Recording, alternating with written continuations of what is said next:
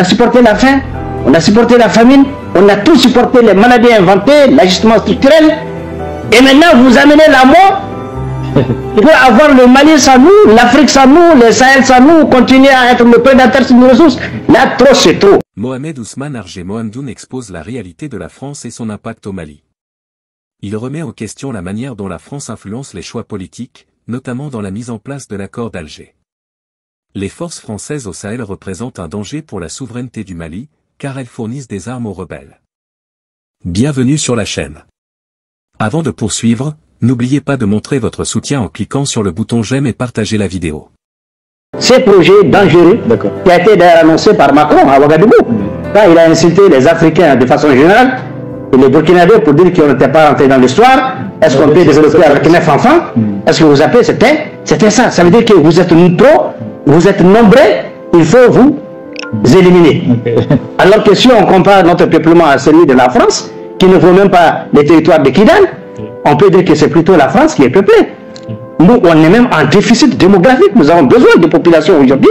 Nous avons besoin aujourd'hui de surpeuplement aujourd'hui pour mieux développer, parce que souvent l'indice de développement est calculé également sur la base de... Oui, on va parler de tout ça, le rôle de la France dans tout ça, on va en parler. Et puis, parlons de l'actualité. Kidal, qui a aujourd'hui un nouveau gouvernement. D'abord, est-ce que vous connaissez l'homme? Permettez-moi d'abord de féliciter deux niveaux. Premièrement, féliciter le chef de l'État, le colonel Assimi Goïta, son ministre de l'administration territoriale, ministre de l'État, et tous ses compagnons, pour ces choix réfléchis, opportuns et utiles. En ce qui concerne la nomination du général Gamou comme gouverneur. Deuxième félicitation, je l'adresse au général lui-même, pour sa patience, pour sa persévérance dans ce combat républicain, malgré les hauts et les bas que nous avons tous connus d'ailleurs dans notre pays, à cause d'interférences, à cause d'ingérences d'autres puissances. Permettez-moi de les féliciter chaleureusement. Et comment je vois cette nomination? Je crois qu'aujourd'hui, c'est l'homme idéal. C'est l'homme idéal aujourd'hui, d'abord pour rassurer ceux qui ont fui Kidal, qu'ils peuvent revenir et vivre en paix, si c'est la paix qui les intéresse. C'est aussi l'homme qu'il faut pour rassurer ceux qui veulent la paix, que ceux qui ont des intentions d'être nuisibles seront les malchanceux à Kidal. Donc, à tout point de vue, je crois que sa nomination comme gouverneur est une chance pour le pays. En tout cas, nous le soutenons, tout comme nous soutenons ce choix du colonel Assimi Goïta, et nous restons à disposition en tout cas pour que sa mission soit un succès. La population de Kidal aujourd'hui a besoin de se retrouver dans ce nouveau Malikoura qui donne la chance à tout le monde, qui va sortir les gens de l'hégémonie, du communautarisme, et ça va être selon vos valeurs intrinsèques, selon votre engagement, selon vos mérites, selon votre travail. Je crois que c'est une chance pour Kidal aujourd'hui de tourner la page sur tout ce qu'ils ont connu. Mais j'ai toujours dit que ce n'est pas la faute à Kidal, ce n'est pas la faute à une communauté de Kidal, mais j'ai dit c'est la faute, c'est un instrument français. C'est une institution que la France a mis en place, seulement les habitudes sont de seconde nature. Il y a des gens qui ne comprennent pas que ce qui leur arrive a une origine. C'était la politique française. Malgré qu'on a mis la France derrière nous, il y a des gens à Kidal qui n'ont pas compris que les choses ont changé. Il faut comprendre que ce n'est plus la France qui gère Koulouba. À Koulouba, il y a un homme intègre, indépendant de corps, de physique et d'esprit, qui dirige le pays aujourd'hui et qui n'est pas sujet de la France. Ça, quand les gens vont comprendre ça, ils comprendront que la question de Kidal, ce n'est pas une question de communauté ni d'individu, et qu'on a intérêt, chacun, à changer, à se ressaisir, à travailler vraiment la carte de la cohésion et de la paix. Dieu seul sait que Kidal en a besoin, Kidal en est capable. Ils ont beaucoup de ressources humaines et aussi de ressources naturelles. Oui, Kidal, on sait que généralement, vous l'avez dit, hein, Kidal c'était les Ifogas qui règnent à maître à Kidal. El Gamou n'est pas Ifogas, il est immigrant. Est-ce qu'aujourd'hui, vous n'avez pas l'impression que vous avez parlé de communautarisme, est-ce que pour vous ce choix ne peut pas aussi attiser cet élan communautaire et que les communautés se regardent en chien de faïence les unes contre les autres? Moi, je crois que la communauté imrade, c'est normal, c'est légitime, elle doit être fière il doit être très fier. Tout comme ma communauté, si c'était ma communauté qui avait été gouverneur là-bas, c'est légitime. Mais ceux qui pensent que ça va être un problème pour d'autres communautés se trompent. Parce que Al-Haji, beaucoup de ces positions que beaucoup de gens n'ont pas comprises, à un moment donné, c'est surtout des positions d'un homme qui cherche la paix coûte que coûte. Il cherche à ramener les autres coûte que coûte. Ça nous arrive tous. On aime tellement la paix souvent, on se mélange avec les diables dans l'espoir de faire de lui quelqu'un de bon. Ça nous arrive tous. Et c'est normal. Et je crois qu'en tant que légitimité qu'il est, il est dans son rôle. Vous savez, nous, les légitimités traditionnelles, nous avons le devoir et la possibilité de parler avec tout le monde. Pour l'intérêt du Mali, s'il le faut, je dois parler même avec le diable pour que le Mali ait la paix. Mais ce qui est important, que l'intérêt du Mali doit être au-dessus de tous les autres intérêts. Aucune compromission ne nous amènera à faire le pacte du diable au détriment du pacte de l'intérêt de notre pays. Mais en tant que légitimité traditionnelle, nous avons le droit d'entrer partout, de passer partout, d'essayer tous les moyens pour que notre pays ait la paix.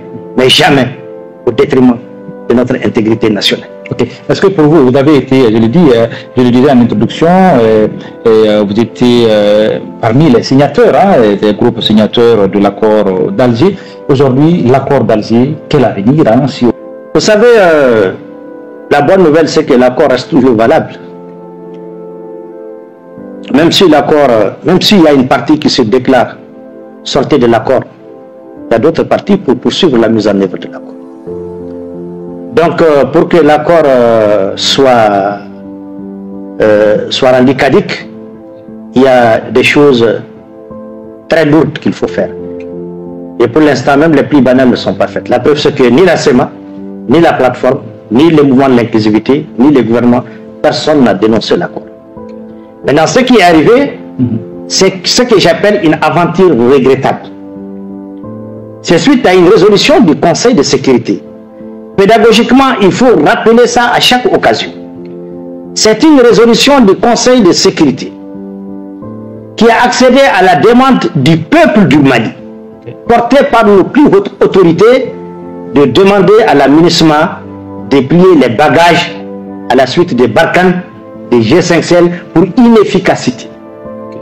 On les a appelés pour qu'on ait la paix, nous nous sommes éloignés de la paix. Le Mali est devenu plus rouge qu'avant. Donc c'est légitime. Le Conseil de sécurité, à l'unanimité, a voté la résolution. Alors, il nous appartient d'appliquer cette résolution. Et dans la résolution, ça concerne les départs de la MINUSMA, les emprises qu'elle occupait. Son départ doit être coordonné, ordonné avec nos plus hautes autorités, et les emprises doivent être rétrocédées à l'État du Mali, notamment aux forces armées de défense. Alors, malheureusement, et quelque part fort heureusement, je dirais pourquoi, malheureusement, la SEMA qui se retrouve dans un cadre qui n'est même pas dans l'accord, qu'ils ont nommé CSP, parce que ce cadre ne fait pas partie de l'accord, tout ce qu'il fait n'engage pas l'accord. Se sont retrouvés et ont déclaré la guerre au gouvernement, aux FAMA, à travers médias, à travers Kalachnikov, à travers tout ce que vous pouvez imaginer à l'armée, sous prétexte qu'ils sont agressés. Alors que les emprises de la MINUSMA, leur occupation, c'est une résolution qu'ils se doivent de respecter. Donc ils se sont invités dans une guerre contre les terroristes. Ils ont revendiqué des choses concomitamment avec les terroristes et des actes terroristes ont été posés par eux et documentés.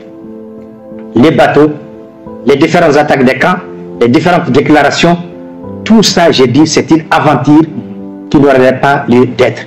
Je dis c'est malheureux. Maintenant, pourquoi je dis que quelque part c'est heureux, à quelque chose, malheur est bon? Ce qu'ils ont fait a permis à nos forces armées et de défense de prouver à la France et à ses alliés qu'effectivement notre armée est montée en puissance. Parce qu'ils ont été bâtis sur le terrain, tout comme leurs alliés terroristes. Et Kidal a été reprise pendant qu'ils sont en pleine guerre contre nos FAMA en alliance avec les terroristes. C'est pourquoi je dis quelque part, c'est une situation heureuse. Donc aujourd'hui, les débats sur est-ce que c'est vrai que les femmes sont montées en puissance, je crois que la France est mieux placée pour savoir que c'est vrai que nos femmes montent en puissance. Parce que les guerres que nos femmes ont gagnées, Barkhane ne les a jamais gagnées. L'aménagement ne les a jamais gagnées.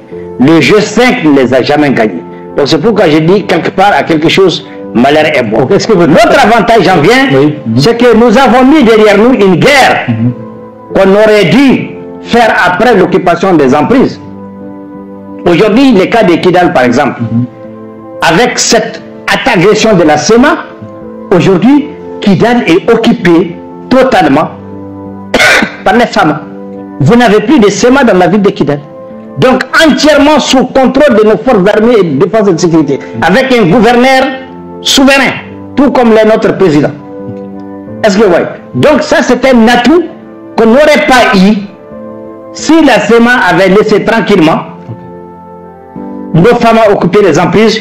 Il y aurait une cohabitation qui pourrait toujours être nuisible, souvent insuffisante, avec des mauvaises graines, avec un terroriste qui se cache derrière un mouvement. Donc aujourd'hui, j'ai dit, leur comportement en réalité a facilité le travail de reconquête du territoire. Donc j'espère qu'ils vont tirer les leçons de tout cela avant que certaines dispositions légitimes soient prises contre ceux qui ont pris ces décisions. Vous avez parlé de la France. Pour vous, quelle est la responsabilité de la France? Vous l'avez dit, la France est venue au chevet du Mali en 2013 et puis après, des années après, le Mali a demandé le départ. Pour vous, quelle est la responsabilité de la France? Puisque vous semblez pointer du doigt cette grande responsabilité de la France dans la crise, dans la rébellion et même dans le terrorisme. Est-ce que c'est documenté à votre niveau?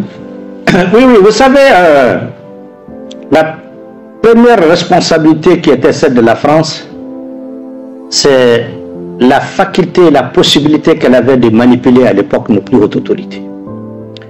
Chaque fois qu'un ministre veut faire quelque chose de bonne foi, vous avez la France qui est là, très puissante, qui détourne les décisions. Vous savez, c'est par la politique qu'on domine, c'est par elle qu'on détruit. Le reste, c'est des instruments au service des politiques. Quand vous prenez l'accord dont on parle, le président de la CTS, c'est la CTS. Le point essentiel de la mise en œuvre de l'accord, c'est le comité technique de sécurité. Il est présidé par un officier français. Qu'est-ce qu'on constate? On constate que chaque fois, les officiers de la SEMA qui siègent à la CTS ont été toujours conditionnés pour avoir des caprices ou des revendications nouvelles, pour bloquer. Et à chaque fois qu'ils posent une condition pour avancer, le général qui préside la CTS dit on joue aux prolongations. On n'en finit pas tant que la SEMA n'est pas d'accord. C'est quoi par on ne va définition? pas avancer. Hein? CTS par définition. Comité technique de sécurité. C'est l'instance qui est chargée du désarmement au sein de l'administration. C'est-à-dire que dans cet accord, ils ont pris tous les postes stratégiques. Tous les postes stratégiques qui sont liés à la sécurité, à la défense, vous avez un officier français qui est là. Et dans l'accord lui-même, il a été piégé depuis Alger. Vous avez des termes à l'intérieur de l'accord qui sont inapplicables, qui sont paradoxalement opposés les uns aux autres. Vous avez des articles, vous prenez l'accord, il y a des articles qui s'opposent à d'autres. Tu ne peux pas les mettre en œuvre et mettre d'autres, ce n'est pas possible. Donc ils ont créé une situation qui fait que l'environnement mis en place est favorable à une prolongation de leur présence au Mali et à une contagion en ce qui concerne l'insécurité. Le reste, je ne vous dis pas, tous les accords, toutes les conventions, on ne pouvait rien faire sans eux. C'est eux qui disent même les termes d'un accord. Les autorités intérimaires qui ont été installées dans les régions ne font pas partie systématiquement de l'accord. C'est l'ambassadeur de la France qui a imposé ces autorités. Et il a fait travailler la SEMA pour ça. On a été témoin. Je ne trahis pas, ce n'est pas un secret. Personnellement, j'ai été mis en minorité. L'honorable Abdramanyan, il est vivant. J'ai l'habitude de le citer dans ça. Il est vivant. Il peut témoigner. Je l'ai appelé personnellement pour lui dire de monter à Kourouba parce qu'il paraît que tu es le seul à avoir accès à Ibeka. Dis-lui, je t'en conjure, ne signe pas ces documents subsidiaires concernant les autorités intérimaires. c'est un tremplin vers la partition du pays. Vous allez confier les régions à des brigands, à des hommes en armes, au détriment des vraies légitimités. Mais à moins de 40 minutes, il m'a appelé pour me dire, petit frère, je suis désolé. Le vieux, il a les mains au dos, il est trop tard, il est obligé de signer ce document-là. C'est l'ambassadeur en personne. Donc, il y a tellement de choses qui nous... Il y a des détails. Il reste maintenant, si vous voulez, à le plus, interroger la sécurité d'État ici. Les renseignements, ils vous diront. Ces Français-là, ils ont créé des désordres, ça je vous assure. Les G5 Sahel, c'est un autre problème, c'est eux qui l'ont amené. Est-ce qu'aujourd'hui, c'est fini, le pays a retrouvé sur le point de retrouver toute sa souveraineté et que ce désordre que vous décriez est désormais un triste souvenir, peut-être un triste souvenir?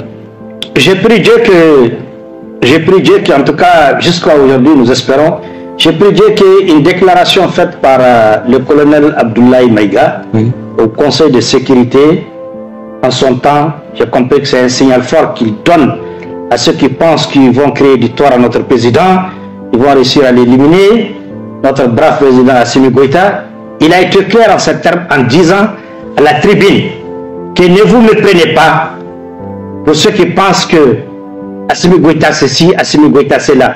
Au Mali, nous sommes 25 millions d'Assimi Goïta. Je prie Dieu que cela soit une réalité et je vois des comportements qui me font penser qu'aujourd'hui c'est le cas. Je vais dire simplement, tant que le peuple malien, par la volonté de Dieu, est mobilisé, cette page-là est définitivement tournée. Et tant que le peuple malien est mobilisé, avec un dirigeant comme Assimi Goïta à Kourouba, je peux vous assurer que le Mali et l'Afrique ne connaîtront que des lendemains meilleurs. Mais les jours que Dieu nous en préserve, où on va se retrouver avec un sous-préfet de la France à Kourouba, que Dieu nous en préserve, tout ce qu'on a mis en place là, c'est comme si vous avez un château de cartes qui descend. Même les accords les plus jolis qu'on aura signés vont être zéro. Donc voilà l'importance de la souveraineté, de l'engagement populaire. Après Dieu, la souveraineté appartient au peuple.